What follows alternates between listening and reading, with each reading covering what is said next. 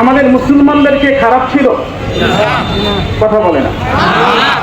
ভারতের মুসলমানেরা কখনো মানুষের হক পাইছে? ভারতে যোগী আদিত্যনাথ এই গরু কেন্দ্রিক ঈদের নামাজ পড়া কেন্দ্রিক হাজারো মুসলমানকে কষ্ট দিয়েছে, বুলডোজার দিয়ে বাড়িঘর ভেঙে দিয়েছে। এই যোগী আদিত্যনাথ কিন্তু সবচেয়ে বড় গরুর গোশত ব্যবসায়ী। একদিকে গরুর গোশতের ব্যবসা হবে, আরেকদিকে মুসলমানেরা ধর্মীয় ইবাদত হিসাবে গরু জবাই করতে পারবে না। এটা বৈষম্য না?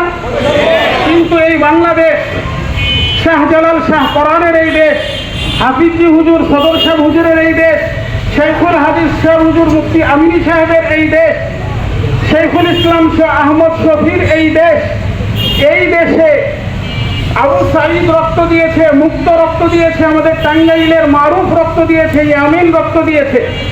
এই দেশে কোনো বৈষম্য থাকবে না ইনশাআল্লাহ। এই দেশে সব ধর্মের মানুষ নিরাপত্তা পাবে ইনশাআল্লাহ। এই দেশের আলিম উলামা, মসজিদের ইমাম, সর্বসাধারণ মুসলমানের দ্বারা কোনোদিন সংখ্যালঘুরা কখনোই নির্যাতিত হয়নি, হবেও না ইনশাআল্লাহ।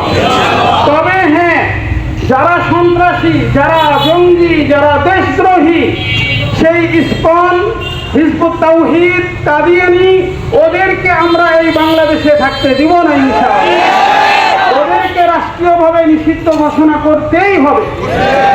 সর্বশেষ যে কথাটা আমি আপনাদের কাছে বলি, আমরা বিশ্বাস করি পুলিশ প্রশাসন, জেলা প্রশাসন, র্যাব, বিজিবি, সেনাবাহিনী, তারা বিগত 16 বছর হয়তোবা কেন্দ্রীয় সরকার কেন্দ্রীয় আদেশে, সুপ্রিম আদেশের কারণে অনেক কিছু করতে পারেননি।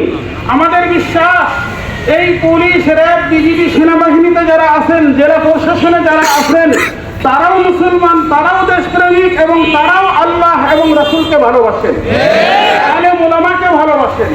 আমরা তাদেরকে, আমরা দেশের পক্ষে, সার্বভৌমত্বের পক্ষে, ইসলামের পক্ষে, শান্তির পক্ষে যে কোনো প্রোগ্রামে, যে কোনো কাজে আমরা তাদের নৈতিক সাপোর্ট এবং সমর্থন চাই।